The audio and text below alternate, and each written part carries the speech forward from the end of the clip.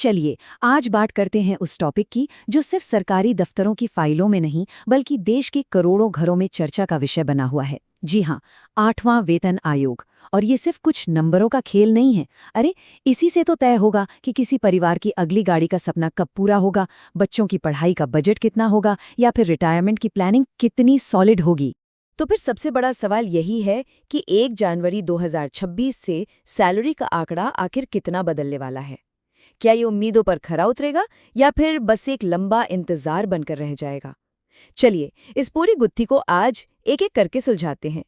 तो आज हम क्या क्या देखने वाले हैं? सबसे पहले तो यही समझेंगे कि भाई इस नए कमीशन की जरूरत ही क्यों पड़ी। फिर सैलरी बढ़ाने के पीछे का जो मेन गणित है, फिटमेंट फैक्टर, उसे आसान भाषा में समझेंगे। और हाँ, सबसे जरूरी बात, सैलरी असल में कितनी बढ़ सकती है, इसके सारे अनुमान देखेंगे। फिर डीए और एरियर का जो कंफ्यूजन है उसे दूर करेंगे। और आखिर में देखेंगे कि उम्मीदें कितनी हैं और हकीकत क्या हो सकती है। तो चलिए सबसे पहले और सबसे बेसिक सवाल से शुरू करते हैं। आखिर हर 10 साल में एक नए वेतन आयोग की जरूरत पड़ती ही क्यों है? जरा सोचिए, 2016 में दूध, पेट्रोल या घर का किराया कितना था और आज कितना है। बस इसी बढ़ती महंगाई के साथ सैलरी का तालमेल बिठाने के लिए हर 10 साल में एक नया पे कमीशन आता है। 7वां कमीशन 2016 में आया था, तो अब घड़ी की सुई सीधे सीधे 2026 की तरफ इशारा कर रही है। और यहीं पर एक बहुत ही इंपॉर्टेंट नंबर सामने आता है।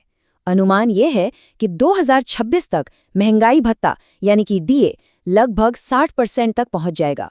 अब देखिए, नियम ये कहता है कि जैसे ही डीए 50% का आंकड़ा पार करता है तो ये एक तरह का अलार्म होता है। ये संकेत है कि अब सैलरी स्ट्रक्चर को पूरी तरह से बदलने का टाइम आ गया है।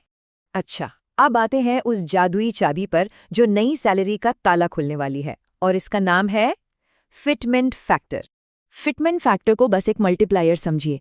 ये वो नंबर है जिससे आपकी अभी की बेसिक सैलरी को गुणा किया जाएगा और जो नतीजा आएगा वही होगी आपकी नई बढ़ी हुई बेसिक सैलरी।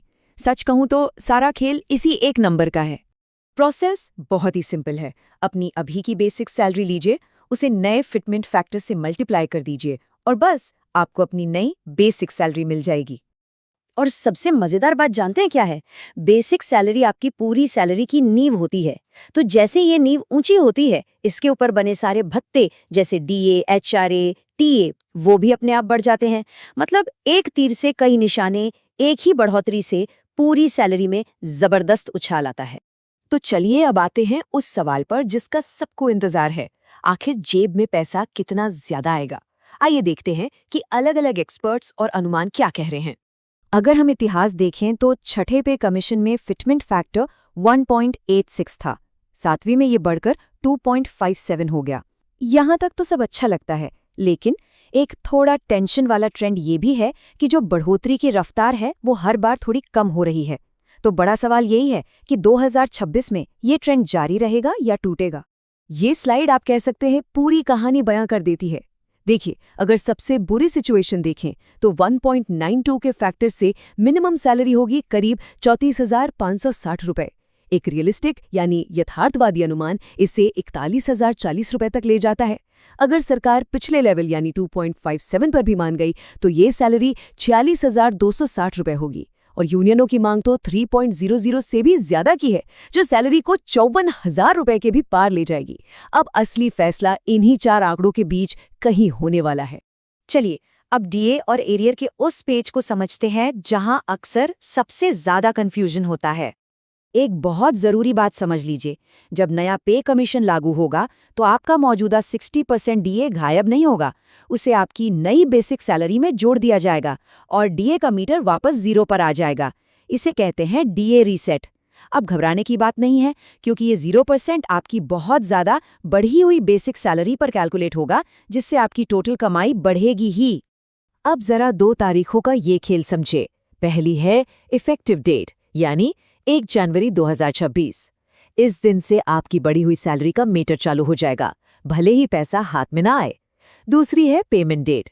ये वो असली तारीख होगी जब ये पैसा आपके बैंक अकाउंट में आएगा, जिसमें कुछ महीने लग सकते हैं। और इन दोनों तारीखों के बीच का जो गैप है ना, उसी को कहते हैं एरियर। ये वो पैसा है जो सरकार पर आपका बकाया होता है, क्योंकि लागू होने के बाद भी आपको कुछ महीने पुरानी सैलरी ही मिली। ये पूरा डिफरेंस आपको एक साथ एक मुश्त मिलता है। लेकिन रुकिए, कहानी में एक बहुत बड़ा ट्विस्ट है। संसद के डॉक्यूमेंट से जो बात सामने आई है वो ये कि सरकार ने एरियर देने पर अभी तक कोई पक्की हाँ नहीं की है। सरकार का जवाब है कि वो उचित फंड का इंतजाम करेगी, जो कि आप भी जानते हैं एक बहुत ही गोलमोल जवाब है। इसका मतलब ये भी हो सकता है कि एरियर किश्तों में मिले या फिर शायद मिले ही नहीं। सच कहूं तो यही इस पूरे मामले की सबसे बड़ी अनिश्चितता है। तो अब तक हमने जो कुछ भी समझा उसके आधार पर आइए देखते हैं कि उम्मीदों की टोकरी में क्या क्या है और हकीकत की जमीन कितनी ठोस नजर आ रही है। तो सार ये है, कुछ बातें तो एकदम पक्की हैं, जैसे तारीख 1 जनवरी 2026। डीए का 60% के करीब होना भी लगभग तय है। लेकिन दो सबसे बड़े सवाल अभी भी हवा में हैं। पहला, फिटमेंट फैक्टर का फाइनल नंबर क्या होगा, और दूसरा, क्या एरियर का पैसा मिलेगा। हाँ, एक उम्मीद की किरण ये जरूर है कि वेतन आयोग हमेशा निचले और मध्यम स्तर के कर्मचारियों का ज्यादा ध्यान रखता है, तो हो सकता है कि सबसे बड़ी राहत उन्हीं को मिले। और आखिर में हम आपको इसी एक सवाल के साथ छोड़ जाते हैं, क्या 8वां वेतन आयोग लाखों कर्मचारियों की उम्मीदों और देश की आर्थिक हकीकत के बीच एक सही बैलेंस बना पाएगा? इसका जवाब तो खैर वक्त ही देगा, और जैसे ही कोई भी अपडेट आएगा हम उसे आप तक जरूर पहुंचाएंगे। आपकी इस पर क्या राय है, नीचे कमेंट्स में जरूर बताइएगा।